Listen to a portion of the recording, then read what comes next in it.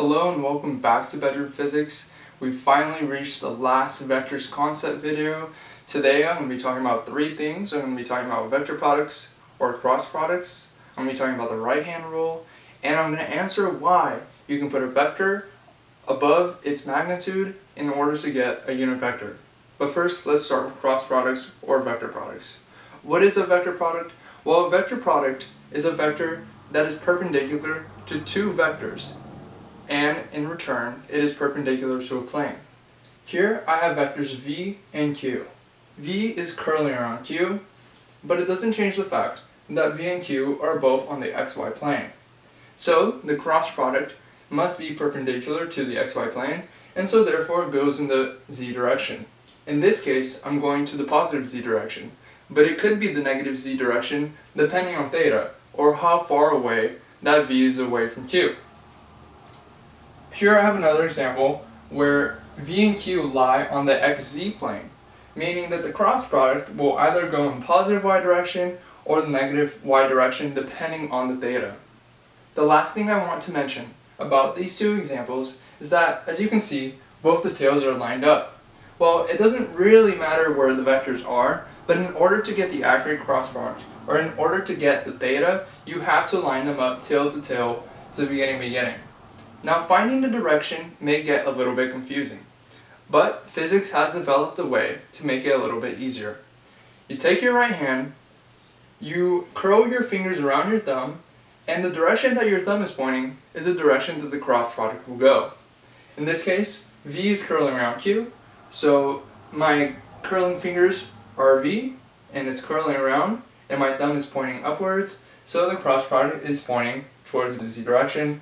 In this case, v is curling around q, and q is also on the xz plane, so my cross product is going in the y direction. Now, the cross product is anti-commutative, so v cross q is also equal to negative q cross v. And we have to remember too, the vector product is not a scalar product, so the magnitude and the actual vector product will be two entirely different things. Here I have the magnitude. The magnitude of c cross p is equal to the magnitude of c times the magnitude of p, and unlike the dot product, which is cosine theta, the cross product is sine theta. So what does that entail? Well, remember how last time we saw that if the vector is going in the same direction, or the theta away from each vector is 0 degrees, it's going to be 1. But in this case, if they're going to the same direction, then sine of 0 is going to go to 0. So the magnitude is going to be 0. But okay, now let's do the actual vector product. It's actually really similar to the dot product, but what we cancel out is going to be different. So here we go. C cross P is equal to the components of C and their respective unit vectors cross the components of P and their respective unit vectors. We FOIL it out, and we're going to get C of x I hat cross P of x I hat plus C of x I hat cross P of y j hat plus C of x I hat times P of z k hat plus C of y j hat cross P of x I hat plus C of y j hat cross P of y j hat plus C of y j hat cross P of z k hat plus C of z k hat cross P of x I hat plus C of z k hat cross P of y j hat plus C of z k hat cross P of z k hat. And we know that if the vectors are going in the same direction, that we can cancel out. So I cross I, that's 0. J cross k, 0. And k cross k, 0. Remember, we're looking for both a magnitude and direction. The crossing of the unit vectors will give us another direction.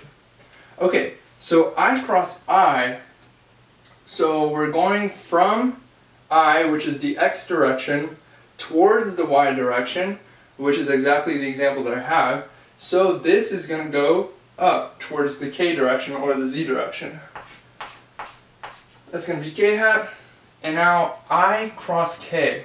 So we're going from x to k, right? So in this case, from x to k, so my cross product is going in the negative y direction. So that's going to be negative j. J cross I, so I'm going from the y direction towards the x direction. So my cross product is going to the negative k or the negative z direction. Negative k hat. This one's 0. So j and k, I'm going to go from y to z, which is the x direction. So that's going to be I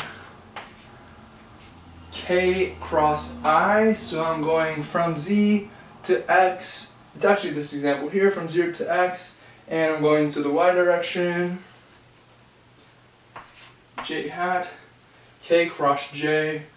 So I'm going in from z to y, so that's going to be the negative x direction. And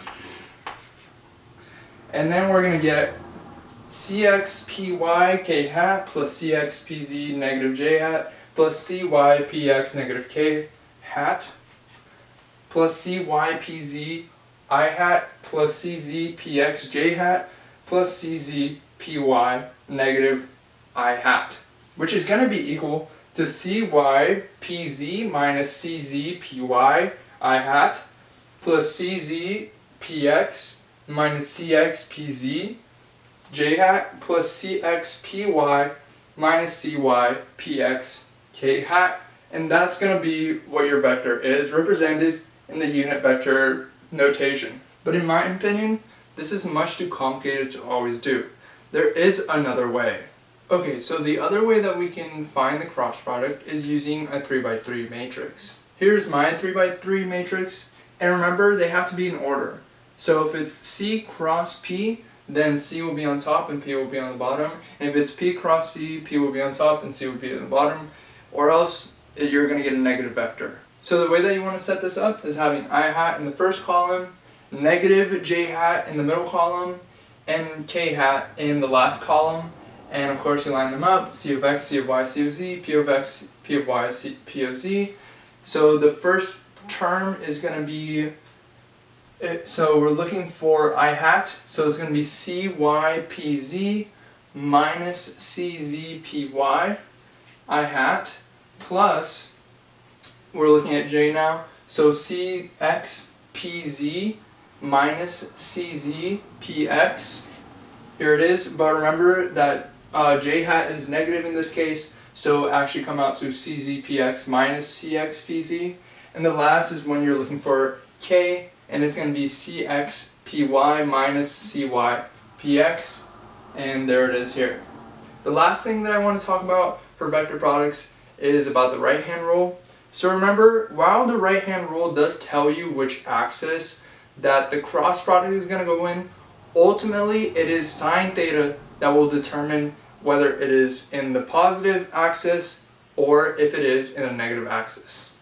Okay, so the moment you've all been waiting for, why can we make a unit vector when we put a vector above its absolute value or its magnitude? And I've written it here. So I have vector v and it's above its magnitude here. So vector v is v of x. So let's put units on this because it's not a unit vector yet. So let's just say meters. Normally the meters would be included in the component, but I've written this separately for this to make more sense. So I have v of x meters I hat plus v of y meters j hat plus v of z meters k hat over the square root of v of x meters squared plus v of y meters squared plus v of z meters squared. And that's equal to v hat. Now let's take the magnitude of v hat, which should be 1, and it should be unitless.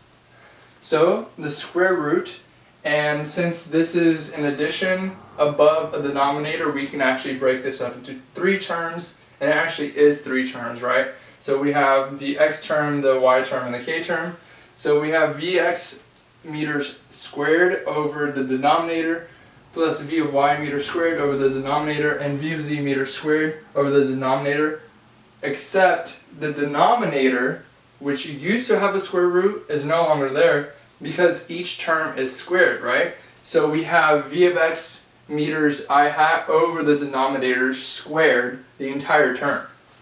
So what we end up with is v of x meter squared plus v of y meter squared plus v of z meter squared over v of x meter squared, v of y meter squared plus v of z meter squared, meaning everything cancels out. The units cancel out, and I mean the whole value of this goes to 1, and the square root of 1 is 1. Thank you everyone for watching. The next video will be examples of dot products, cross products, vector addition, and components. And the next concept video, we're actually going to do some real physics. See you around.